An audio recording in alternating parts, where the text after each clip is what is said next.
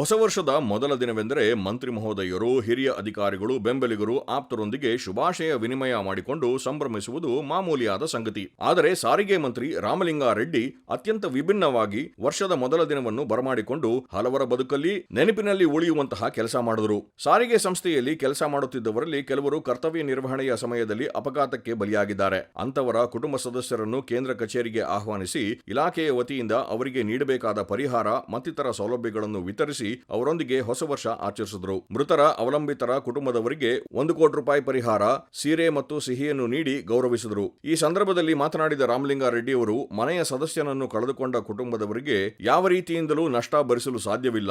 ಆದರೆ ಆರ್ಥಿಕವಾಗಿ ಅವರಿಗೆ ಶಕ್ತಿ ಮತ್ತು ಭದ್ರತೆಯನ್ನು ಒದಗಿಸುವ ಕೆಲಸವನ್ನು ನಾವು ಮಾಡುತ್ತಿದ್ದೇವೆ. ಕೋಟಿ ಹಣದಿಂದ ಮಕ್ಕಳಿಗೆ ಉತ್ತಮ ವಿದ್ಯಾಭ್ಯಾಸ, ಮನೆ ಮಾಡಿಕೊಂಡು ಯಾರನ್ನು ಅವಲಂಬಿಸದೆ ಬದುಕು ನಡೆಸಬಹುದಾಗಿದೆ ಎಂದರು. ಈ ಹಿಂದೆ ಅಪಘಾತ ಸೇರಿದಂತೆ ಇತರ ಕಾರಣಗಳಿಂದ ಮೃತಪಟ್ಟ ಕುಟುಂಬದವರಿಗೆ ಇಲಾಖೆಯ ವತಿಯಿಂದ 3 ಲಕ್ಷ ರೂಪಾಯಿಗಳನ್ನು ಮಾತ್ರ ನೀಡಲಾಗುತ್ತಿತ್ತು. ಆದರೆ ಈಗ ಇದನ್ನು ಬದಲಾಯಿಸಿ ಸಾರಿಗೆ ಸುರಕ್ಷಾ ಅಪಘಾತ ವಿಮಾ ಪರಿಹಾರ ಯೋಜನೆ ಜಾರಿ ಮಾಡಿದ್ದೇವೆ ಎಂದು ತಿಳಿಸಿದರು. ಈ ಯೋಜನೆ ಅನ್ವಯ ನಿಗಮದಲ್ಲಿ ಸೇವೆಯಲ್ಲಿರುವಾಗ ಸಿಬ್ಬಂದಿಗಳು ಅಪಘಾತದಲ್ಲಿ ಮೃತಪಟ್ಟಲ್ಲಿ ಅವರ ಅವಲಂಬಿತರಿಗೆ, ಅದೇ ರೀತಿ ಖಾಸಗಿ ಸಿಬ್ಬಂದಿ ಕರ್ತವ್ಯ ನಿರತರಾಗಿದ್ದ ವೇಳೆ ಅಪಘಾತದಲ್ಲಿ ಅಂಗನ್ಯೂನ್ಯತೆಗೆ ಒಳಗಾದಲ್ಲಿ ಸಿಬ್ಬಂದಿಗಳಿಗೆ ಹೆಚ್ಚಿನ ಮೊತ್ತದ ಆರ್ಥಿಕ ಪರಿಹಾರ ಒದಗಿಸುವ ಮೂಲಕ ಅವರ ಜೀವನಕ್ಕೆ ಭದ್ರತೆ ಒದಗಿಸುವ ಉದ್ದೇಶದಿಂದ ಯುನೈಟೆಡ್ ಇಂಡಿಯಾ ಇನ್ಶೂರೆನ್ಸ್ನ 50 ಲಕ್ಷ ಹಾಗೂ ಎಸ್ಬಿಐ ಕಾರ್ಪೊರೇಟ್ ಸ್ಯಾಲರಿ ಪ್ಯಾಕೇಜ್ ಅಡಿಯಲ್ಲಿ 50 ಲಕ್ಷ ರೂಪಾಯಿ ನೀಡಲಾಗುತ್ತಿದೆ ಎಂದು ವಿವರಿಸಿದರು. ಯೋಜನೆ ಅಡಿಯಲ್ಲಿ ಖಾಸಗಿ ಅಥವಾ ಕರ್ತವ್ಯ ನಿರತ ಅಪಘಾತದಲ್ಲಿ ಮೃತಪಟ್ಟ ನೌಕರರ ನಾಮನಿರ್ದೇಶಿತರಿಗೆ ಒಟ್ಟು 1 ಕೋಟಿ ರೂಪಾಯಿ ಅಪಘಾತ ವಿಮಾ ಮೊತ್ತವನ್ನು ನೀಡಲಾಗುತ್ತದೆ. ಸಾರಿಗೆ ನಿಗಮಗಳಲ್ಲಿ ದೇಶದಲ್ಲಿಯೇ ಈ ಯೋಜನೆಯನ್ನು ಪ್ರಥಮ ಬಾರಿಗೆ